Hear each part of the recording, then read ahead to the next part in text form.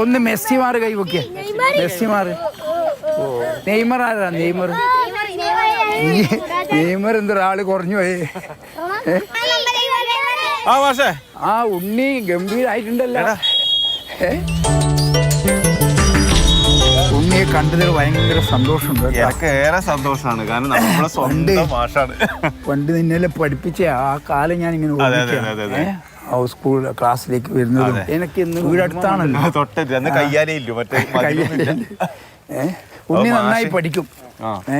ഇടക്കിടക്ക് ചില ക്ലാസ്സിലേക്ക് വരുമ്പോ സൈലന്റ് ആണ്. ഏറ്റവും പേടിയത് അന്ന്. അതുകൊണ്ട് ആ പേടി ഉണ്ടാവും. നമ്മളെ പഠിച്ചത് ഇംഗ്ലീഷാണ്.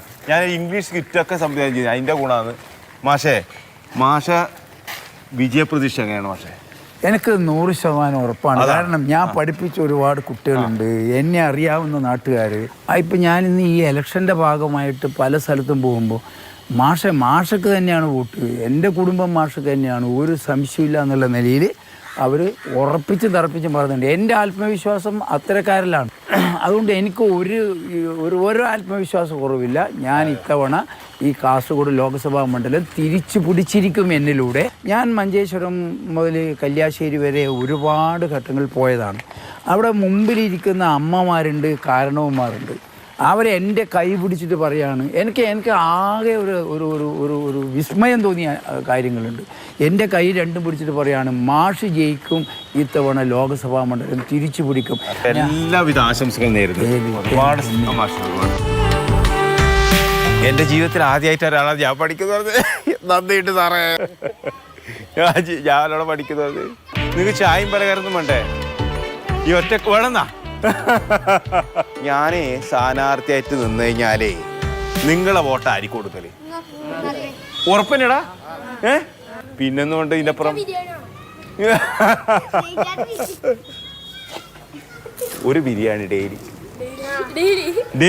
ഞാനേ ചായലും കുടിച്ച് കുപ്പായാലും മാറ്റിട്ട് വരട്ടെ.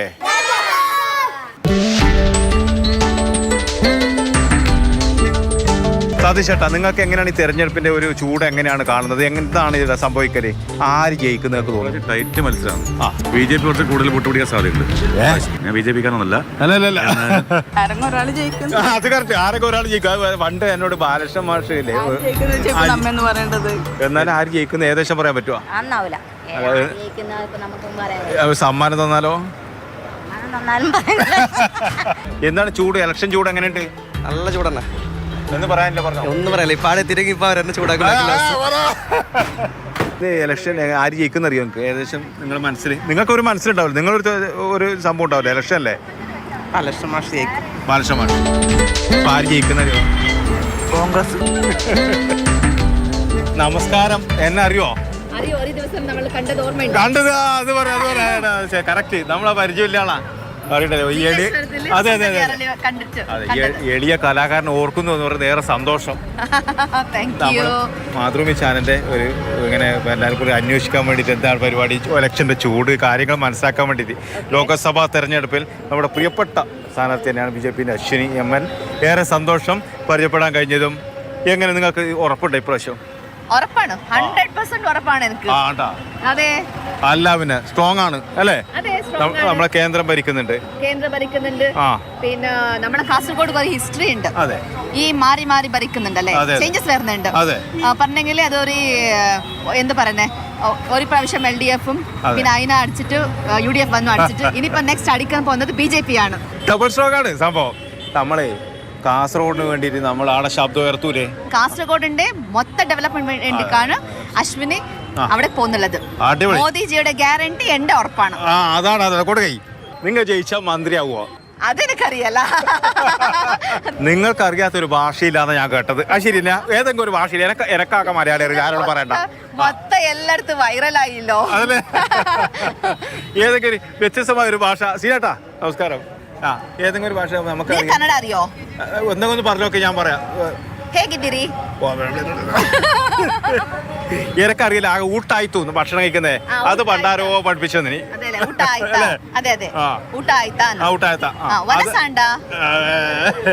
അടിപൊളി. അതിൽ തുളുവാ? ഭക്ഷണം കഴിച്ചോ? ഭക്ഷണം കഴിച്ചോ എന്നല്ലേ? അത് ഞാൻ പഠിക്കാം. മലയാളം ಊಟ ಆಯ್ತಾ ಕನ್ನಡ കന്നഡ ವನಸಾಂಡ അതേതാ ತುಳು അതും കൂടെ പഠിക്കണം. ഭക്ഷണത്തിന് എനിക്ക് എല്ലായിടത്തും പഠിക്കണം. കാരണം എവിടെ പോയി കഴിഞ്ഞാൽ നമുക്ക് മെയിൻ ഭക്ഷണമാണ്. നമ്മുടെ പാക്കാർ തിയേറ്ററാണ്. നമ്മൾ 60-65 വർഷമായി നമ്മളെ കുഞ്ഞുനാളിനെ തറയിലിരുന്ന് കണ്ട തിയേറ്ററാണ്. ഇപ്പൊ എന്റെ പടം കളിക്കാൻ വേണ്ടി പോകുന്ന അടുത്ത ഇട. അതെയോ? എന്റെ സിനിമ, ഞാൻ അഭിനയിച്ച സിനിമ ഇപ്പൊ കഴിഞ്ഞു. Thank you. ഏപ്രിൽ 26 സമാധാനത്തോട് സിനിമ കാണാം. പ്രചരണത്തിന്റെ ചൂടിലാണില്ലേ ലോക്സഭാ തെരഞ്ഞെടുപ്പിൽ നമ്മളെ BJP സ്ഥാനാർത്ഥി ഏറെ പ്രിയപ്പെട്ട ഇപ്പം അടുത്ത പ്രചരണ സ്ഥലത്തേക്ക് പോവുക എന്ന്. അപ്പൊ ഏറെ സന്തോഷം. സന്തോഷം, നല്ല സന്തോഷമുണ്ട് നിങ്ങളോട് സംസാരിച്ചിട്ട്. നല്ല സന്തോഷമായി. Thank you so much. Thank U.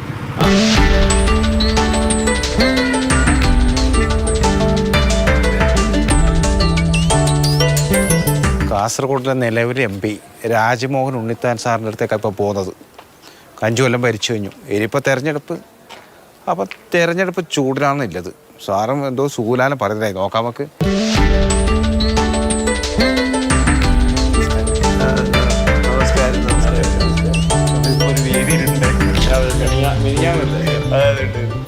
എനിക്കൊരു ചെറിയ അസുഖം പിടിപെട്ടു. അപ്പം അവരന്വേഷിച്ചു വന്നാണ്. നിങ്ങളിവിടെ കിട്ടൂല, നമുക്കറിയാം. ഇനി സ്വല്പം ഇരുന്ന് പറയാം. എന്നെ കുറിച്ചുള്ള ഏറ്റവും വലിയ ആക്ഷേപം, ഇയാൾക്ക് വോട്ട് ചെയ്താൽ, ഇയാൾ ജയിച്ചാൽ പിന്നെ ഇയാളെ കാണണേ കൊല്ലത്ത് പോകണം, അല്ലെ തിരുവനന്തപുരത്ത് പോകണം.